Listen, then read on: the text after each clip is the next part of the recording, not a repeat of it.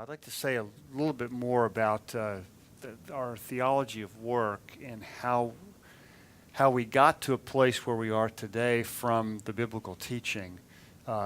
If the Bible's as clear as what Tom and I presented and the way we think it is, how did we get to a place historically where we are today, where we have some of the difficulties that we've had in our churches and seminaries, getting this emphasized correctly, and how do we get to a place where there is this hierarchy of callings that exists in our churches today? So I'd like to just reflect a little bit on that historically. I'm not a church historian by training, but I think I know enough about it to just reflect intelligently on that. And then I'd like to shift gears a bit and just say a little bit, Greg, I so appreciate what you did in both of yours, more at the 35,000 foot level, which is, I think, incredibly helpful stuff. I'd like to see if we take some of that and bring it to put a little more shoe leather on that for theological educators and talk about some of the reasons that I think pastors can really benefit from being more literate and more informed on matters of economics and how that translates into the fabric of the local church. So I'd like to, I hope this turns out to be a compliment to some of the remarks that you've made. Now, just to briefly summarize, where we were yesterday, concluded that all legitimate work in the marketplace is an arena of service to Christ, where the very work itself is a significant part of what constitutes a person's service. We talked about how, as Chuck Colson put it, we are hardwired for work as part of our spiritual DNA, and so what gives our work its intrinsic value is how it works out the image of God in our lives. And if that's true, the way we talk about these things, I think, really matters. I think if we can avoid talking about people going into, quote, full-time ministry, if we can avoid talking about using the term ministry without some sort of qualifier indicating the arena of service, I think if we can just change the language, I think we're significantly far ahead. Now, I just want to reflect a bit on how we got to where we are today. It seems to me that a lot of this begins, I'm not sure I want to be quoted on the exact origin of this, but it seems to me the roots of this, as far as I can tell, go back to the Aristotelian distinction between the active and the contemplative life. Greg brought out Aristotle's contempt for working people. I think part of the reason for that was because in the way Aristotle viewed the best part of the good life was that you gave yourself to a life of contemplation, and that was a big part of what he defined as the highest good. Aristotle held that giving attention to that contemplative part of life is what enabled human beings to fulfill their highest good and their highest purpose. It was actually, I'd say this was one of a handful of factors that contributed to widespread skepticism about commerce and business in the ancient world to begin with. I think there are other things that contributed to that. It seems to me one of the things that we'll touch on in a minute is that in many cases that the economic system was so fraught with corruption and oppression that there were very few ways in the ancient world to actually achieve wealth without being involved in some sort of either faith compromising or otherwise more immoral means by which that was done. This is why it seems to me in the ancient world the wealthiest people were overwhelmingly the ones who had abused their power or engaged in some sort of oppression or immoral means in order to do that. So that, I think, Aristotle's philosophy, I think, was a part, not the whole, but a part of that contribution to that skepticism about just about the workplace, and especially working with your hands, and the kind of active life that he contrasted with his contemplative life. Now, to fast forward a bit into the Middle Ages, and it seems to me that one of the things, this is a little bit oversimplified on this, but one of the things that it eventually created was somewhat of a hierarchy between the monastery and the marketplace in medieval times. Now, to be fair, it's right to point out that many of the monasteries were also very successful businesses at the same time, and sort of in let's just say some of our Catholic brothers and sisters have taken some exception to this stark dichotomy. But I think in general, I think it's fair to say that in the medieval world, there was a significant dichotomy between the people who inhabited the monasteries and the people who inhabited what they would call the secular workplace. Now, part of this is I think what the reformers ended up reacting to, and their notion not only of the believer priest, but also of justification by faith, ended up being, I think, a very strong reaction to this dichotomy. One of the numerous things that the 95 Theses objected to, and what the reformers objected to, was this notion that by being cloistered in the monastery, you were actually contributing to the good works that were necessary to ensure your salvation. And so the idea of justification by faith alone, I think, drove a stake right in the heart of that medieval clericalism, and Luther and Calvin's insistence that there were no good works that were either necessary or worthwhile to merit one's salvation. The way that came out is that you didn't have to be cloistered in order to be saved or to be further down the road toward meriting your salvation. Now, to be clear, Luther, I think especially, was really clear that even though God did not need our good works in order to merit our salvation, our neighbors certainly did. And so our good works were still important, and I think that was articulated well.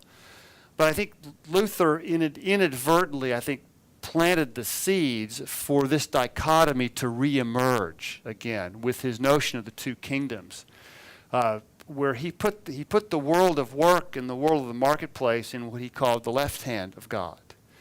And I think that where that was placed, I think, re-sowed the seeds to see this dichotomy between the ministry and the marketplace reemerge again. Now, Luther in his own characteristic way of putting this, when he sort of put aside this idea that there was any special spiritual merit that was given to being cloistered in the monastery, he argued that all of the professions, there was such a thing as a worldly calling, and that your vocation was what God was calling you to do in the world, could actually be worked out in the world, which, I mean, the surprise was that was actually a fairly new concept around the time of the Reformation. The way he put it, I love the way he puts it, he said, even the hangman brings honor to God if he does his job well, assuming, of course, a particular view of the death penalty, I realize. But Luther, the way he put it, he said, each one must attend to the duties of his own calling, whether they be a cobbler, tailor, farmer, prince, hangman, or constable. And Calvin, I think, echoed this well when he put it that the whole world is a theater of God's glory, which I think suggests that there's, in fact, Calvin even put it that politics was an arena in which God could be glorified. I'm not convinced that he was in my home state of California for that.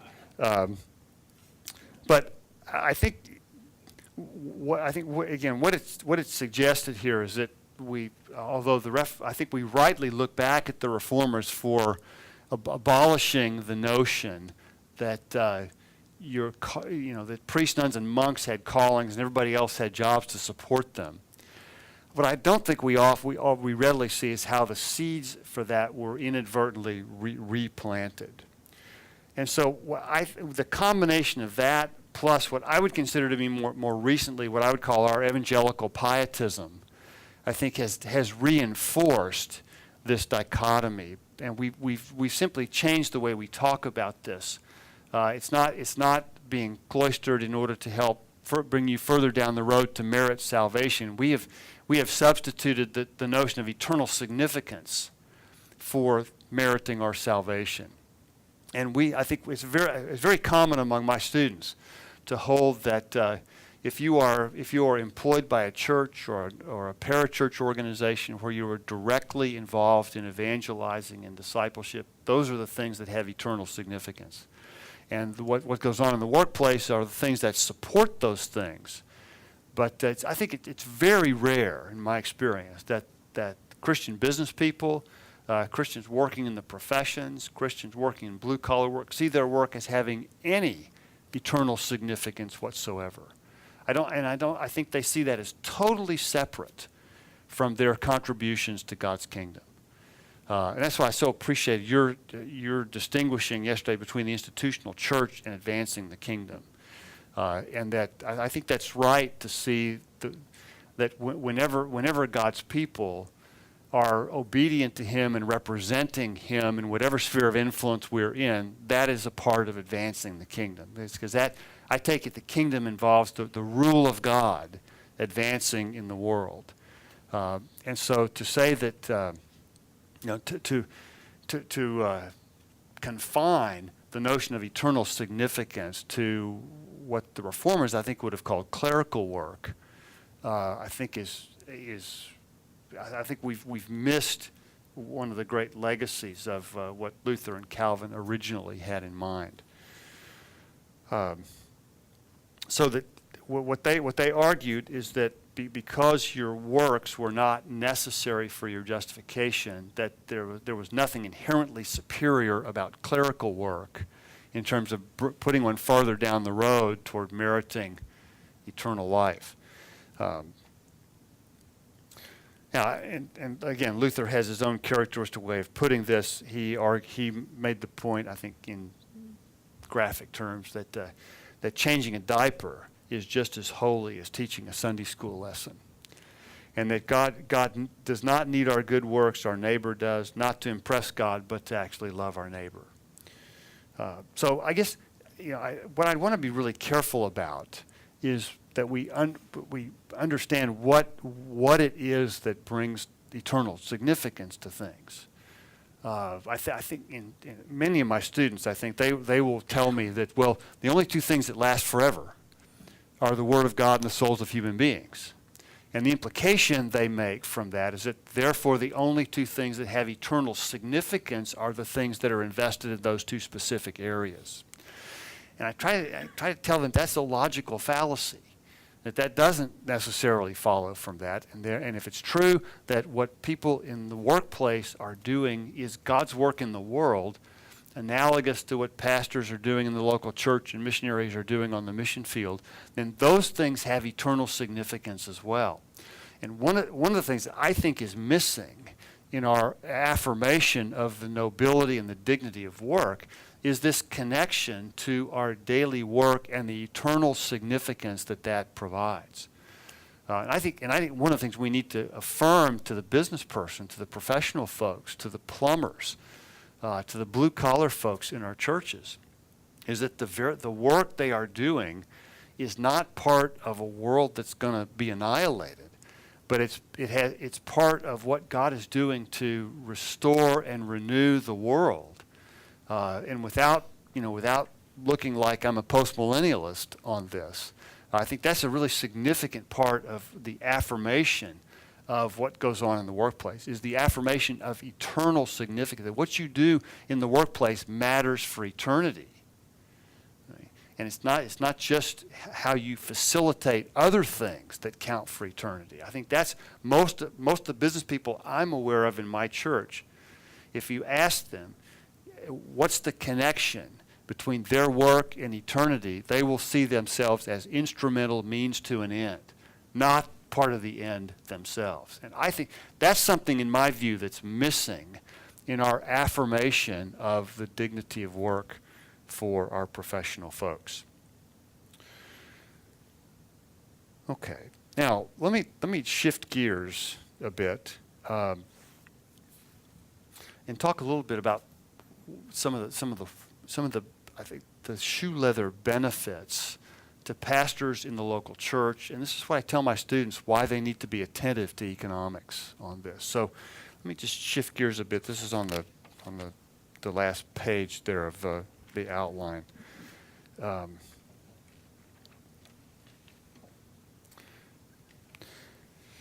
In fact, it's in the you'll get the copy of the Virtues of Capitalism here in a minute. One of the introductory account in the book is recollected by my friend. Yes. Is this from yesterday? Same. Yeah. Yep. Yep. Not sophisticated enough to have two different outlines. So, but my friend Austin Hill writes, and he recounts this in the introduction to the book, about it. The first Acton Institute conference that he went to was it was when they were still doing these free and virtuous society conferences all over the country before Acton University actually got started. And he tells a story of it's a small conference, about 15, 20 people in there when he was a grad student. It was all seminary students from around the country. And the facilitator posed the following question. He said, "Can somebody name for me one area of our lives that has nothing to do with economics?" And the group thought for a minute, and then this student spoke up in the Southern drawl. I wonder if he was a Southern student, actually. I don't know the answer to that, but he said, "As a Christian, I can't do that quite right. I believe that my eternal salvation," too much going back to my Texas roots. "I believe that my eternal salvation has nothing to do with work and economics." The group was, to say the least, taken aback by that, and the facilitator then rephrased the question and said, "Okay, let's assume that you're right about that. Let's assume one's eternal destiny has nothing to do with work and economics," which in my view is a highly debatable assumption. "Can somebody name a second area of our life that has nothing to do with work and economics?" And it was completely silent. He went on to suggest that every facet of our earthly life is impacted on some level by economic activity and economic conditions. Right? Now, think about how you might answer the question that facilitator posed. I would actually debate the notion that our eternal salvation has nothing to do with work and economics, since the Bible actually describes some of the primary elements of our eternal destiny in starkly economic terms.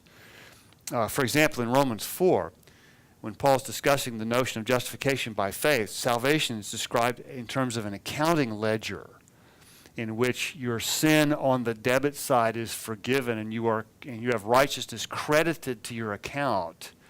And the term justification is used to describe the announcement, essentially the proclamation, that righteousness has been credited to your account.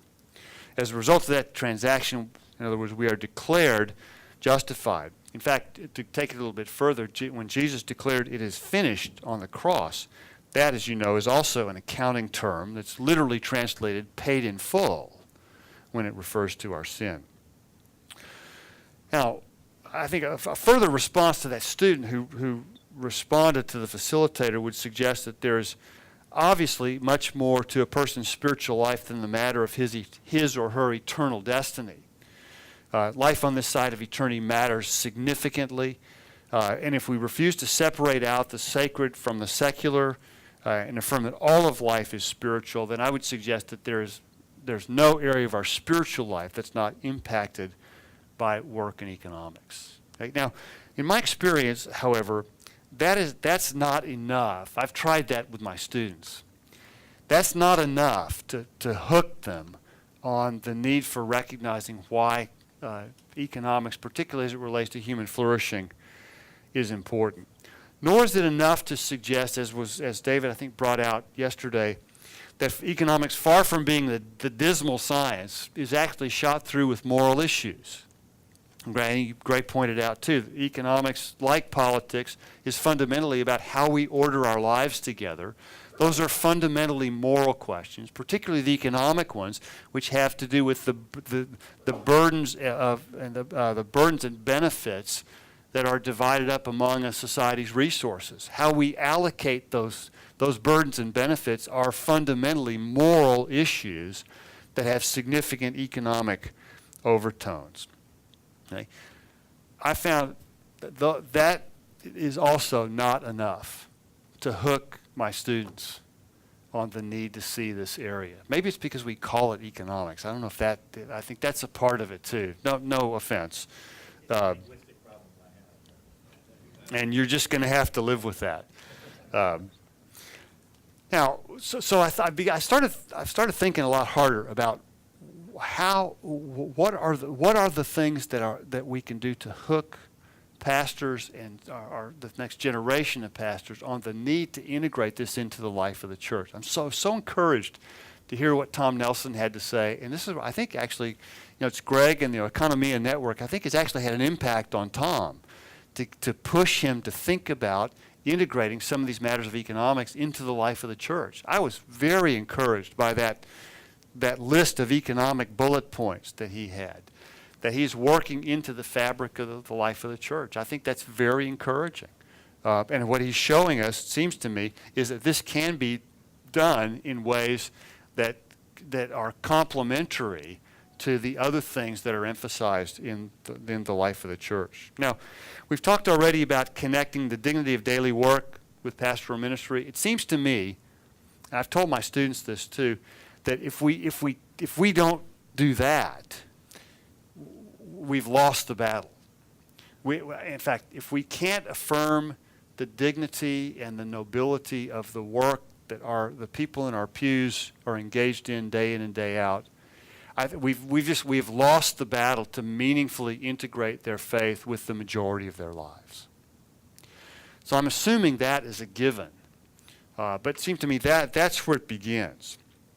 Now, it seems to me one of the clearest ways to bring this into the life of the church on a week-by-week basis is to recognize the economic context of the Bible, and to do that seems to me requires some economic literacy in order to preach and teach the Bible accurately when it comes to matters of economic life. The Bible is shot through with references, allusions, and direct teaching that has to do with how the people of God govern their economic life. In fact, I think it's fair to say the Bible has more to say about our economic life than it does about our eternal destiny. In fact, I think if you actually count up the number of texts that make those references, it's not even close in terms of the total. But it seems to me one of the most important reasons for pastors to be economically literate is so they can preach and teach the Bible accurately. Though it is true that the fundamental issues of economics in the Bible concern the state of a person's heart. I think that's true. And it's also true that the condition of the heart has not changed since the Bible was written. However, it is naive to teach and preach the Bible without taking into account what I consider to be profound differences in economic life between the ancient world and today. I think often we preach and teach the Bible without taking those things into account because we assume that the fundamental matters are matters of the heart and the heart hasn't changed. Therefore, we can directly apply the biblical teaching on these matters to people today. And I think we miss the huge differences in economic life and what that says about our understanding of the Bible and how we preach and teach that. For example, it is not uncommon as you read, and if you haven't read some of the more theologically inclined critiques of the market system, you see a lot of these things come out there. It is not uncommon to apply teachings on subjects as the year of Jubilee as requiring wholesale distribution of wealth. I mean, that is very common in certain theological circles. It seems to me that the year of Jubilee actually has nothing to do with the redistribution of wealth. What it's referring to is a regular redistribution of opportunity to make a living for oneself. It's very common to hear in Acts chapter 2 of the church's sharing of their goods together as being some sort of aid and comfort to forced redistribution of wealth and income. Some of the criticisms of the market system, I'd say, are misreadings of the Bible because of a failure to take into account these really huge differences in economic life between the first century and today. I think, for example, I think this helps account for what I think is a really stark statement of Jesus, where he says it's harder for a rich man to enter the kingdom than a camel to go through the eye of a needle. I think the primary reason Jesus taught that was though true, the threat of idolatry of money. But I think the main reason for that was that it reflected the zero-sum economic arrangement in which it was so difficult for somebody to become wealthy without faith-compromising involvements that they had to get into in order to achieve wealth. It was very unusual for somebody to do well financially and to do good for the community at the same time in the ancient world. And I think that zero-sum view of economics was characteristic of the ancient world. And I think in many cases you hear it's not only a misreading of the Bible, but I think a misunderstanding of economics that contributes to some of the what I would call misapplications of some of the biblical teaching in this area. Some of the contemporary discussion about inequality today directly reflects a zero-sum view of economic life, which economically simply is not true in the more information-based economies of the world. Now, I think you can make a case that it is true in some parts of the world today, and maybe perhaps some segments of our economy reflect more of a zero-sum arrangement. But to say, let's put it this way: to say that the sort of crude, simplistic statement that the rich are getting richer and the poor are getting poorer implies, and I think not only implies, what's intended is that the rich are getting richer, and that is causing the poor to become poor, which it was a direct reflection of a zero-sum view of economic life, which simply is not true in a good bit of the developed world today. Another one example, for example, is the common conflation of greed and self-interest. I think is a misreading of Scripture. So I think we'll put another example of this. Is again this misunderstanding based on a zero-sum view of economic life, I think is partly what's at the heart of the increasing demand. You'll see this. It's really interesting to watch how these criticisms come to the fore when election seasons are in full swing. But this idea that business is somehow obligated to give back to the community, I've always found to be a troubling concept, because it operates normally under the assumption that the normal conduct of business is somehow an extraction of value from the community rather than a contribution to it. And it's quite common for people in our churches, particularly for theologically oriented critiques of the local church or by the local church of the market economy, to see business as being somehow just in it for themselves, and that greed runs rampant, and that there's no vision of how the normal conduct of business can actually contribute to the common good of the community. So this has actually been helpful for my students to see, that being literate in economics will help them become better preachers and teachers of the Bible. And it will keep them from making statements about economic life that are either economically naive or just flat out economically not true. And I think I've encouraged my students regularly to become more familiar with some of the profound differences in economic life between the first century and today, and to use that, to keep that in the back of their minds when they preach and teach on these areas. Here's a second reason that economics is important, seems to me, is that we've mentioned this briefly already, but I want to spell this out a little bit further, is economics is part of the doctrine of creation, particularly the dominion mandate of Genesis 1.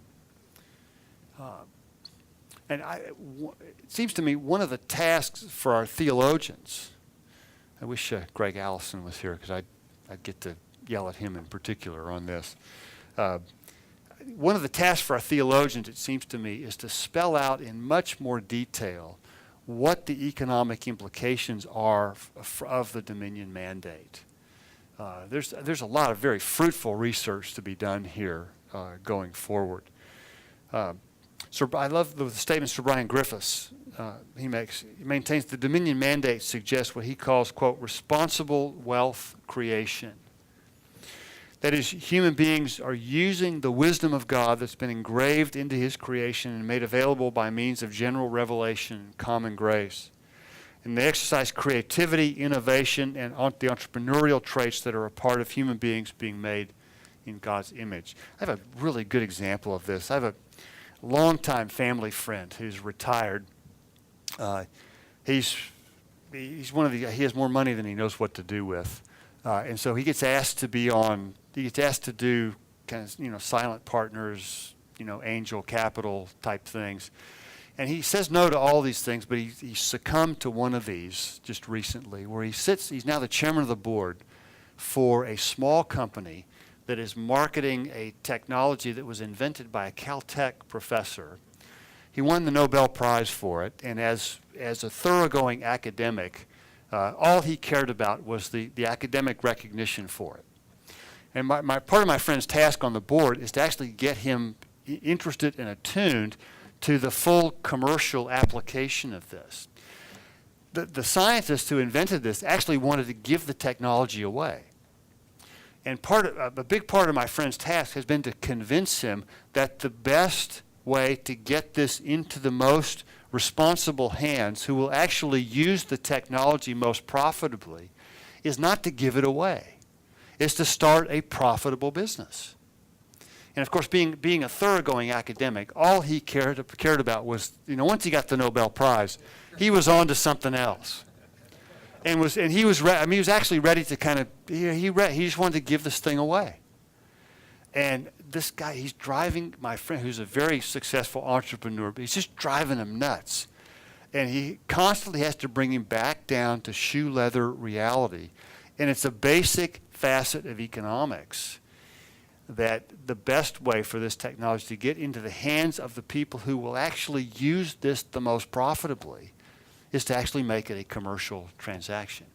Because there's value expressed, which is some of the signals that David, you were talking about, the value that's expressed in actually purchasing the technology is one of those signals of someone's seriousness about how they're going to use it and actually make it useful in the long run. So it's been very interesting to watch as part of the exercise of dominion over creation, getting this technology into the most people's hands. It was actually giving it away, being charitable and altruistic, was actually counterproductive to that end. Now, here's a third element that I think this is really helpful. We've made reference to the book When Helping Hurts, but it seems to me an understanding of economics is also important so that churches can productively help the poor. This is what I love about, I'm so glad you got Chris Brooks coming here. This is one of the things he learned early on, is that if he was going to really productively help the people in his congregation who were basically the people who had been left behind in Detroit after everybody had left the city, they had to know some pretty fundamental things about economics. They had to know that work was important, that incentives mattered, that wages counted for something, and that they were responsible for their own economic well-being, and that their success had to be earned in order to have value. These were all things that were basically foreign concepts to many of the people that he was ministering to. And so the message of the gospel, the message of discipleship about actually faithfully following Jesus had a lot to do with becoming economically productive citizens. And these were new concepts to folks. And what Chris had recognized is that the traditional approach of churches coming in and providing basically handouts and doing things for people that they could and ought to be doing on their own, was hugely counterproductive. And we're getting that message from all over the world as well. It seems to me that some aspects, some economic literacy is really important in order to help the poor that we serve to become self-supporting instead of more dependent. Now, what am I on, third, fourth, whatever we're on here. It seems to me a fourth is that pastors need to know something about economics to appreciate profit, prices, and wages for what they are. I remember Bill Pollard, service master, once remarked in a public interview, he said the one sermon he wanted to hear preached that he has never heard is entitled The Virtue of Profit. I think he's still waiting for that. It's really interesting to hear him talk about this. He's a very successful business person. He's probably the most theologically astute business person I know. But he challenges academics who condemn profit to ask themselves, where are the buildings in which they teach and office, where they come from, and how they were actually paid for. He reminds academic critics of the market system that profit is what makes altruism possible. Profit is what enables government to provide the services that it does. Now, we might also say it's also debt that provides those services, although that borrowed money also has to come from somebody making a profit somewhere. And I think we've talked about this already, but profit is fundamentally a market signal that tells us how efficiently companies are using its resources. I think to suggest that there's something inherently problematic with generating profit, even generating large profits, is to misunderstand it as a signal. Profit is like food, suggests the British philosopher Charles Handy in his article, What's a Business For? He said, we have to eat to live, but if we live to eat, he argues, there's something really wrong with that picture. Profit's not the end, but it's a means to the end of accomplishing the service to the community that the company is engaged in. Now, finally, I would suggest that pastors need to pay attention to economics and the marketplace in particular because, so I just briefly mentioned yesterday, the marketplace, it seems to me, is the primary crucible in which we are formed spiritually. I'm going to spell this out just a little bit. I want to take the account, I'll read to you just briefly the account of a failed CEO and what he learned about his spirituality from his business failure. This was a gentleman, he's probably in his mid-40s at the time. He worked for a major telecom company that had an operation. He was in charge of the operation in Brazil. And he had been tasked with signing up millions of customers in a relatively short time period, what he considered to be an almost impossible task. Then when he got there, he realized the funding, the capital that they were counting on was disappearing. They also had very bad news about, they had drastically overestimated the credit worthiness of their customers. And within the first 6 months, roughly 40% of their customers had to be dropped because of their lack of credit worthiness. And he realized that, not only might this thing fail, it might be catastrophic, and it might take their whole organization down. It eventually got so stressful that he had to go to work in a bulletproof car, and it eventually nearly killed him. And here's how he reflects on this. The thing eventually did fail. It didn't take the parent company down, but it came close. Here's what he suggested. He said, through that painful experience, God completely reoriented my perspective of time. He showed me that my call was not to live in my plans for the future or memories of the past, but to be fully present to the present moment.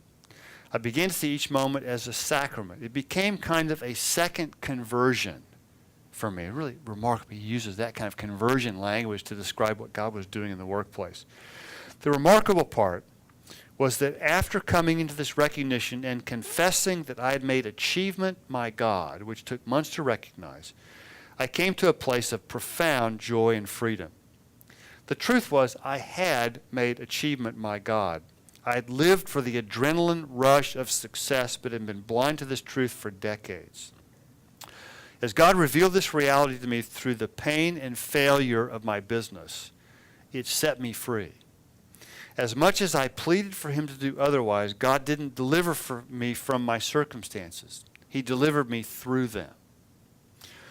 Through my joy and surrender to him, Jesus drew me into a profound intimacy with him, with the freedom and joy I had heard about but never really tasted.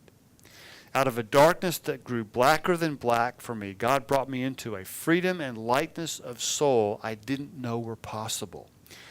It was a country I had only rarely visited before, and it was only for brief periods. I experienced God through the pain of my business failure. Nothing the world has to offer compares to the inexpressible joy that comes from experiencing the tender intimacy with God for which we are designed. He calls the workplace the crucible that God used to shape his soul. And that is what I'm encouraging my students to help their working folks be attentive to. Because that's, in my view, a very profound spiritual formation that happened, as far as I can tell, entirely outside the church building, with very little guidance from a pastoral staff. What God worked in and through what went on in the workplace. And I think this kind of stuff is happening every day. And the people we minister to don't even know about it. And I tell my students, unless you're in touch with the kinds of things that our business professional and working place folks are dealing with on a day in, day out basis, you're not in position to help them be in any way attentive to this. It seems to me this is a pretty significant part of the pastoral task, is their spiritual formation. And to ignore the workplace as the crucible for this, that seems to me to be a really glaring omission. And so I think this is not only about economics, but it's about just being attentive to what God is doing in and through the workplace. It seems to me this is part of the holy calling that our pastors and seminary students have. Amen? All right, we'll stop here and open it for any discussion. Yes. No, I had an assistant pastor or youth director fellow who had it's called an ileostomy. It's not a colostomy, but an ileostomy, and didn't know it for a while, but at any rate, he went through this terrible experience, and he had a bag attached externally and so forth, and it happened in college. It was just a trauma, and he kept it hidden, and then it came out, and instantly he became a minister in the hospitals, and the doctors would call him out to the hospital to talk to people facing other disfiguring or traumatic surgery, to say there's life after, because he had a wonderful wife and a daughter, and he had an effective ministry.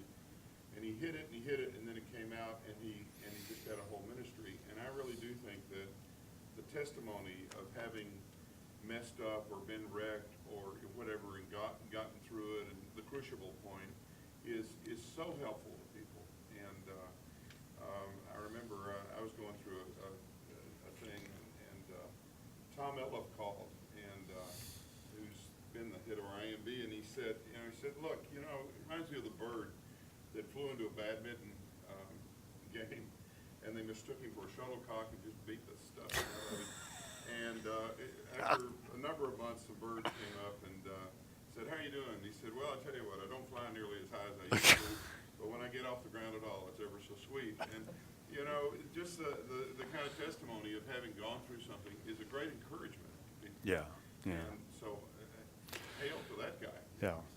Well, see, and I think we probably understate the way virtue is actually formed in the marketplace.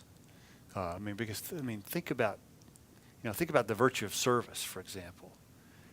You know, what do I learn about serving from, my work in the marketplace? Well, I think quite a bit. I mean, think about the business person who tries to be successful without cultivating that virtue.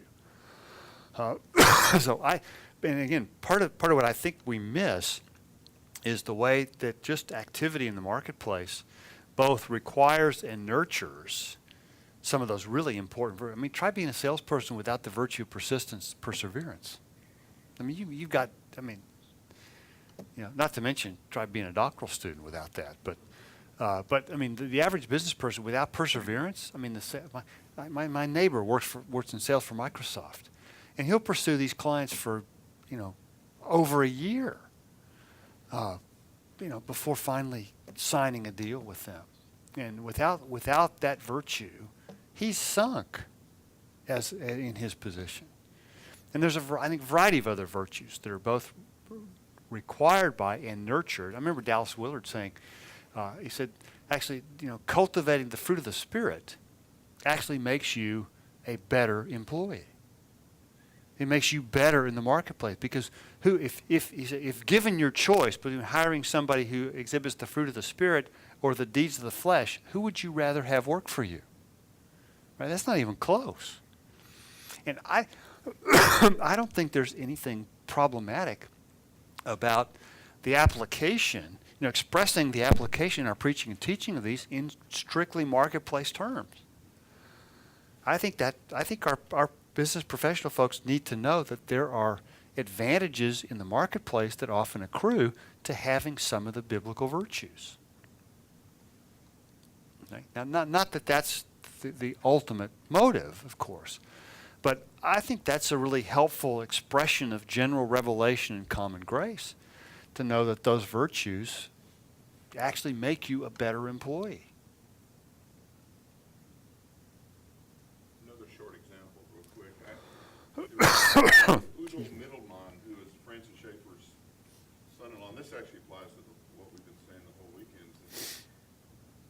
When the Iron Curtain fell, he called a number of us together to McLean, Virginia, and had, about 50 of us. And he was trying to recruit people to go into Siberia to teach the Jesus film, or to show the Jesus film and lead discussions. And it was the invitation of the Russian Education Commission or something like that. And there were former communist education czars out in Siberia who were not believers.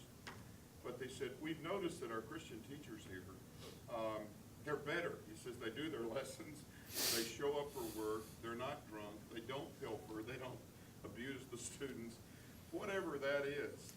We need more of that stuff. Come in and make more Jesus people, because it really helps the school system. And they were just they weren't on board with the doctrine. It's kind of like the lady that went to the psychiatrist and says, my husband thinks he's a chicken, and can you do anything? And he said, oh yeah, I think we can manage it, and so forth. She said, well, yeah, but not so fast. We need the eggs. And so I think that there is that testimony of just great service that gets out there. Yeah. And it's not as though they got together in Siberia and said, let's make a special effort to impress the authorities. It's just they were being Christians in the workplace. I asked the director of our film school at Biola, how does he account for the remarkable hiring record of our film school graduates in the entertainment industry? You know what he said? He said, they show up. Yeah, absolutely. Which what he meant by that was that they show up when they say they're going to be there. They show up on time. They have character. What he's suggesting. Yes. Mark gave me an entry to talk about this. You were talking about zero-sum view of the world and profit. And one of my big preoccupations the past couple of years has been Peter Drucker. And that's a good preoccupation. Yeah, and especially I've been reading his early stuff. And it's really interesting. He in his book about GM, Concept of Corporation, he's talking about Soviet management. And that they tried to set a system on what they call a cost accounting system, right? So the idea that everything is just based on what it really costs, okay, is virtuous. It's just what it costs. And What a concept. yeah, but he said that the interesting thing is that they still had to build in margin. They had to build in a margin in case there were failures, and they had to build in margin to fund research to do different things. And effectively, what we would call that margin is profit. Something like that. Yeah. Yeah. That's the point. Just, there's value to profit, Right. right? Yeah. Right. And see, yeah, and that's where I think, it's just, I don't, it's not a complicated concept to recognize, where does the funding for altruism, where does that come from? It's not an accident that the most economically developed countries are also the most generous. And I mean, that there's a relatively simple explanation for that. And that the capacity for the creation of wealth does lead to things like materialism, that's true, consumerism, but it also fosters altruism and generosity, which is, I think, the other side to that coin that rarely gets mentioned. And clearly, those materialism is, I would say, is more a matter of the heart than a matter of the economic system. But it is, I get how it's fostered more in systems that generate wealth. I think that's a fair concern about the ability of the market system to generate the kind of wealth that it does. Curious, John, our institutions are somewhat similar. Union and Biola, probably where they're at in a lot of ways. And your intro to your talk referenced Jubilee, Leviticus, and I think it's hard to overestimate the impact that Sider's book had on a whole generation of Christian social ethics. And so Union and our students, undergraduate, even though most of our constituent families and all are more conservative than liberal and all the rest, they almost always gravitate to probably less helpful understandings of some of these issues. And it's kind of that Cider-esque, they wouldn't know the name Cider necessarily, but it is that. No, I asked. Most of my students have never heard of him. Yeah, but it is that framework in a very inchoate way. And so I'd be curious, Greg, if y'all have thought about undergraduate, besides this work at the seminary level, because I I have went to an active thing in '94, I was already there for lots of reasons and all that. But for our students who are great students, they're wonderful, their heart's in the right place, it is such an uphill battle just to kind of shift the ship at that group. I'm curious, in your work with students at Biola, Yeah. is there one nugget that you kind of found helpful as a professor to say, hey, you might want to think about this, or here's a great YouTube video, here's a great essay to help me. Just curious as a professor. Yeah, we see that our undergrad student. I'm glad you raised that question for Greg. Actually, that's because you're not the first one to do that. I think that's where a lot of Yeah. So, because I think, our seminary students come from the ranks of undergrads, that's right. and we often they have to unlearn some things when they come to school. And those, I think the theologically oriented critiques of the market system that I think have been largely generated by Sider and Jim Wallace and the Sojourners community, that, in my view, they've made significant progress. And the economic downturn and the skepticism that brought about the free market gave aid and comfort to the theologically oriented critiques of the market. And I think we made a strategic error, I think, when we assumed that with the fall of the Berlin Wall, the debate over the market system was basically over. That was a huge mistake. But what we discovered in the aftermath of that was that the debate over the market system got way more intense, precisely because it was the only system left standing. And so the critics were, I think, even more concerned with not giving it a pass. So I think with our undergrads, I think our students are probably a bit like yours. We still get a fairly conservative bunch, but it's in matters of economics where I'd say that the cracks in that show first. And some of this I think we can sort of write off to the fact that they're still young and inexperienced, and I think there's a certain amount of virtue that comes as a result of being beat up by the world. And I think a certain hard-headedness about it that comes from that. And so, with a lot of our students, I'm willing to kind of let the jury still be out on them. But what I try to do is to hit the primary criticisms of the market, and we've basically got sound bites to help them. What they're most concerned about is the charges of greed and materialism and the inequality that it fosters. Okay? So the points the sound bites we say is that, greed and materialism are fundamentally matters of the heart, not the economic system. You have greedy people in every economic system. In fact, I think you can probably make an argument that where resources were most scarce, greed and materialism are actually the worst.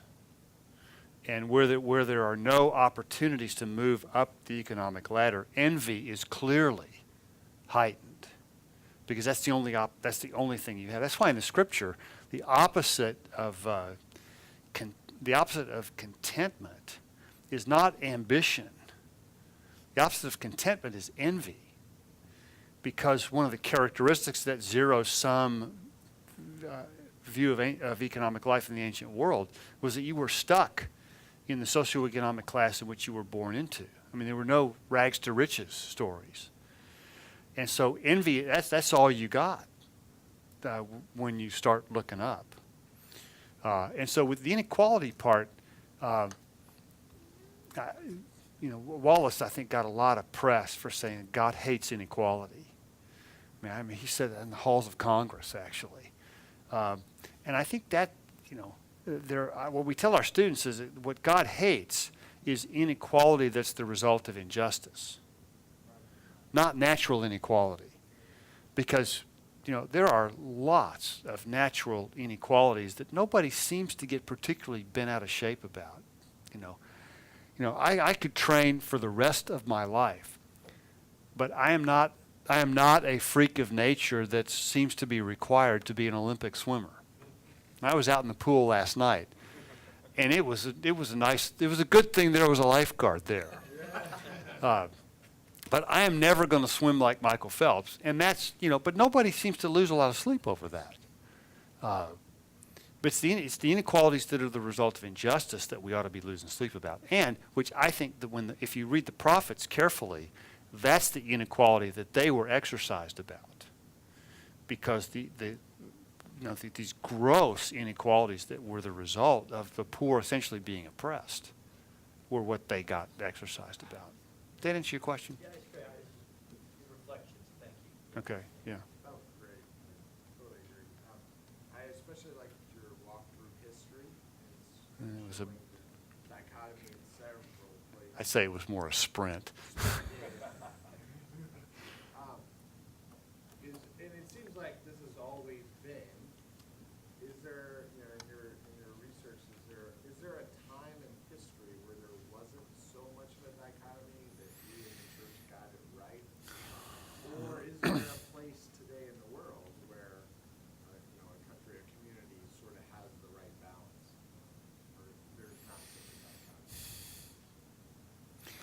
Well, I think in the New Testament they got it right. But I think, clericalism set in pretty soon in church history.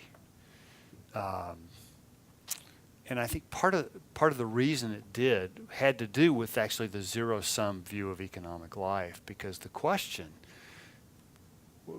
not only was the question, how do we serve the poor, but the corollary to that, which was, I think, an equally pressing question, was how on earth do the rich get saved?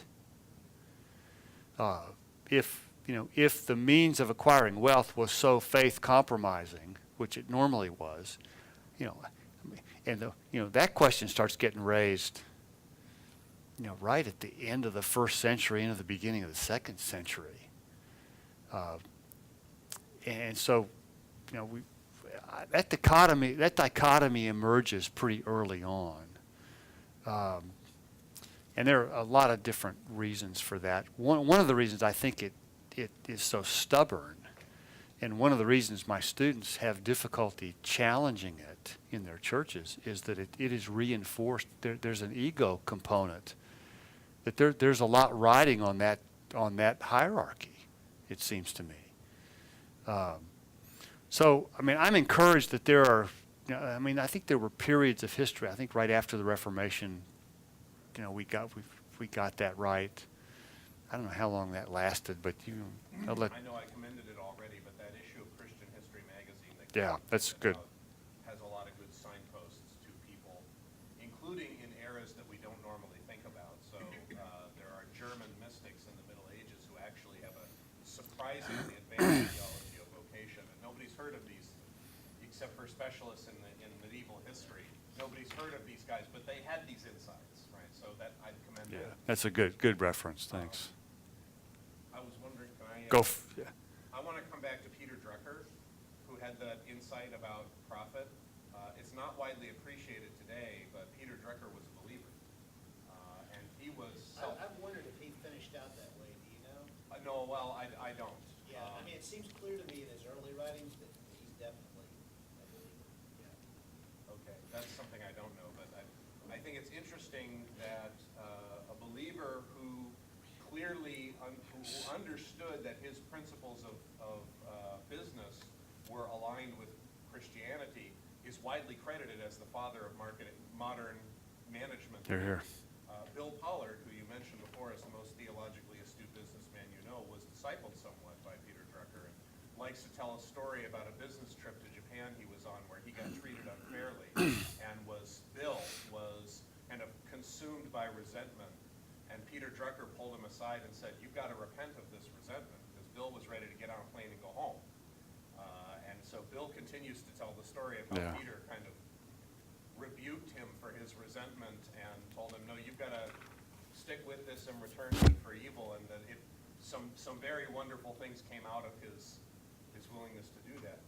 One other thing I want to stick in on, so that's an illustration of how when we are faithful, we serve our communities better. And sort of Drucker inventing modern management in alignment with Christianity and forming that is a good example.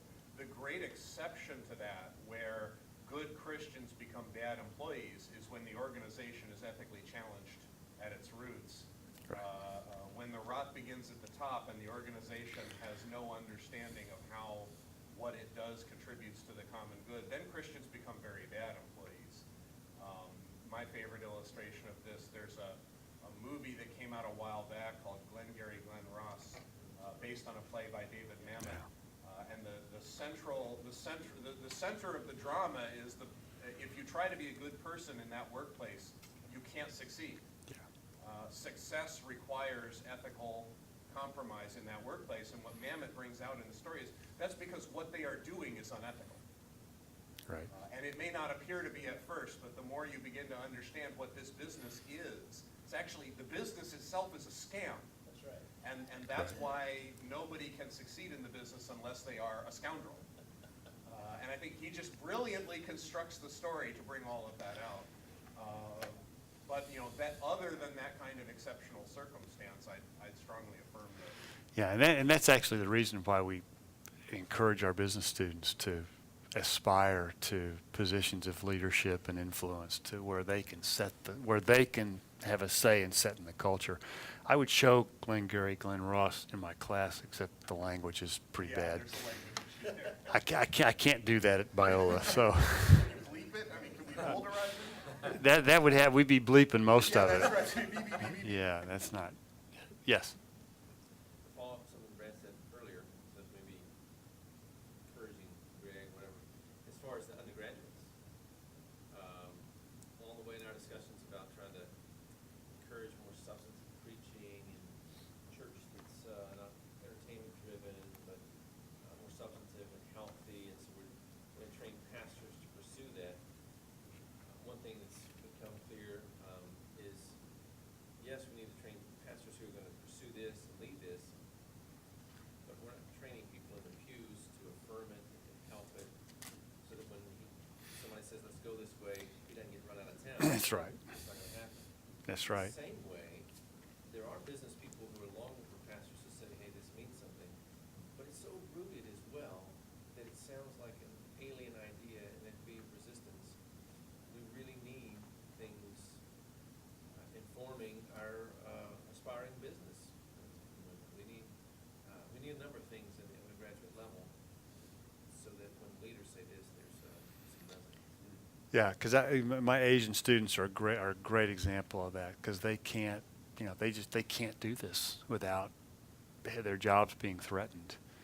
And I've actually had some of my Asian seminary students will tell me that the business people in their churches actually don't want this, because they want to be left alone by their pastors to go to do business however they want, and to take clients to strip clubs and all that stuff.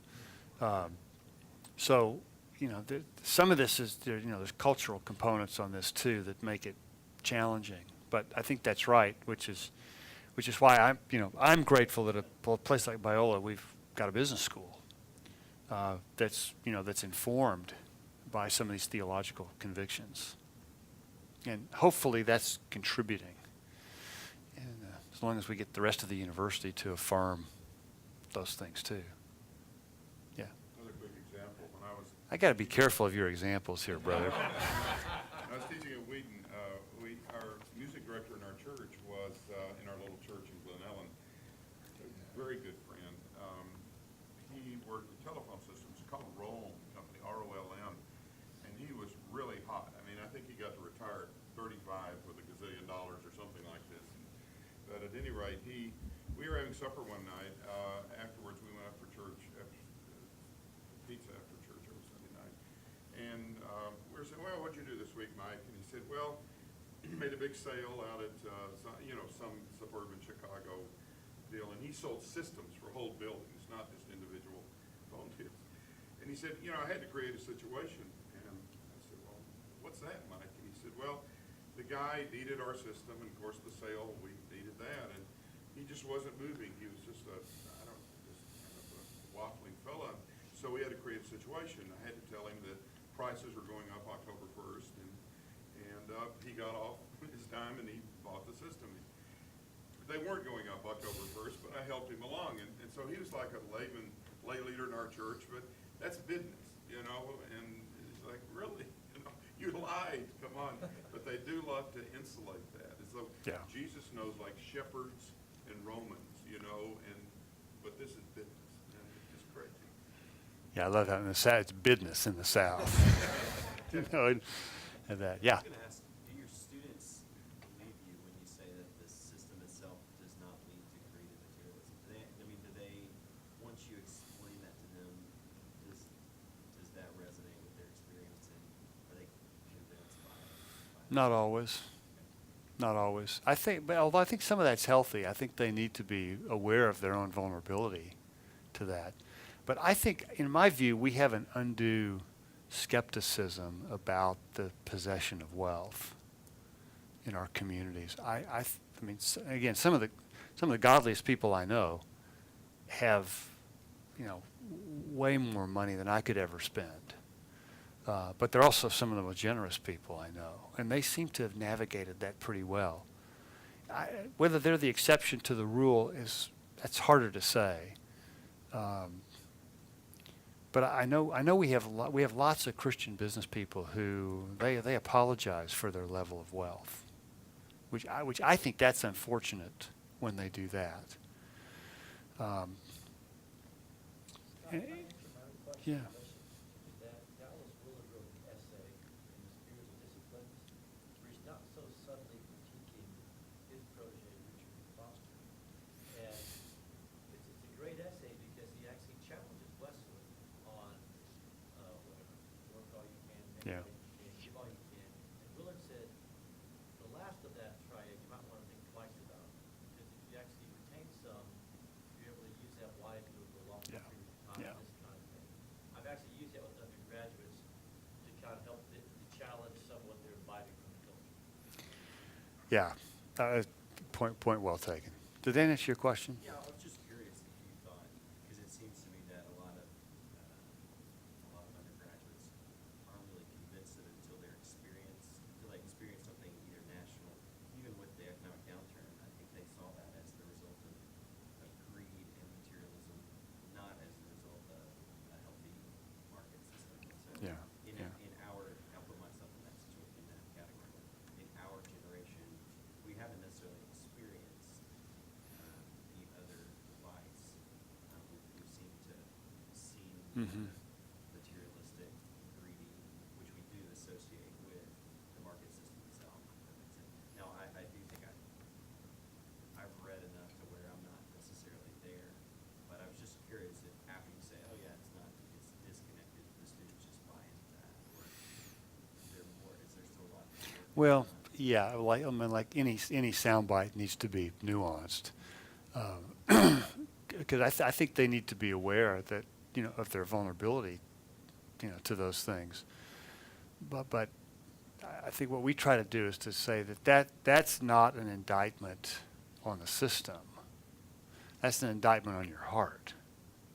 That seems to go a long way. That distinction, I think, is generally really helpful. Again, just really great. Thanks very much for everything that you Thank you. shared here. I agree. We need to call people into every area of life, and we need to call them to be faithful Christians in those areas of life.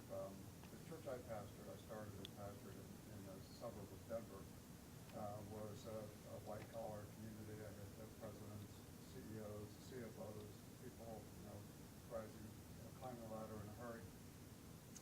And, we benefited from everything that they were developing in their own business setting. We benefited from them in the church. Mhm. It brought incredible expertise to us in the church. And then we also helped contribute to their ability to do their work in their businesses. They often had questions about, especially different kinds of business ethics. How does the Bible apply in these areas? The church better come alongside these That's right. men and women as they're trying to figure out how to be faithful Christians and guide a business in a very sexual libertarian environment. We need to figure out how to help them be successful. But the other thing that I think students need to do is simply be exposed to these successful businessmen and businesswomen and hear their heart. Mhm.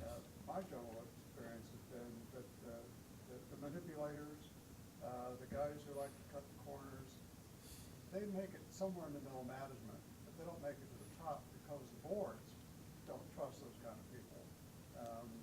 The guys who actually make it into the CEO's chair are the guys that the boards actually believe they can trust. They're the guys that they're willing to put in charge of the livelihood of that business and the future of that business. And I think that a capable, committed Christian man or woman just brings that level of credibility with them into that environment. That's why I think they oftentimes do so well. It seems to me one of the benefits of a business school and a Christian university is putting business into an ethical framework, and getting students to believe that they can actually maintain their faith, maintain their virtue, and succeed in the marketplace at the same time. I think, your point is right. I think I think in the business community in general, there's widespread skepticism about that. And I think, a lot of Christian business people in my church, for example, aren't too sure about that if you really push them on it. And granted, there are exceptions. I think in the short run, I think being ethical is usually costly. Otherwise, if that were not true, then everybody would be ethical all the time. And we wouldn't. My books on business ethics would be out of print. But I think in the long run, I think you can make a much better argument for that on the virtue of trust and trustworthiness. That I think is really important. And although I think it's probably not right to say that companies are in the character formation business. They are certainly in the character screening business with their employees. And I think that has been heightened in the last few years, probably in the last 15 years, in the aftermath of all the stuff in the early 2000s and then with the financial crisis. And I think that element of trust and trustworthiness is huge. Not so much for people in doing their jobs as much. Like I think there are lots of jobs that you can do where your character probably doesn't matter as much. But when we talk about to our students about you entering positions of leadership, if the people you are leading don't trust you, you are finished. And that's why I think that observation is right. And we've had a fairly sizable handful of folks come into our classes who are at the top of their organizations, who they just tell the students flat out, once you lose the trust of your employees, you've lost your ability to lead them. Or the board. Well, especially of the board, yeah.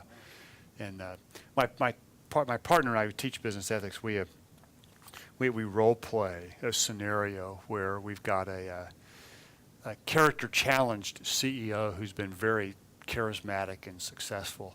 And we role play the character challenged CEO because both of us know the kind of character that he represents. Although I feel like I sort of have to take a shower afterwards. But the students are the board, and what it always comes back to is that we have to be able to trust you. And we try to manipulate them all sorts of different ways. And at the end of the day, that's what comes out. And if we can't trust you, your ability to lead is done. I remember the woman who was the former editor of the Harvard Business Review, who actually wrote the article on which our role play was based.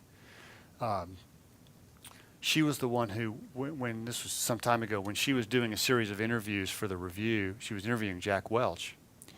She ended up starting an affair with him, and she ended up marrying him. And remember that when they appeared on 60 Minutes together or something, and they said to Welch, I certainly see what you see in her, but they asked her, I don't see what you see in him. But she ended up, as a result of that affair, in the midst of doing those interviews, she ended up resigning from her editorship of the Review because, as she put it, her staff had lost confidence in her ability to lead because of her inability to manage these conflicts of interest.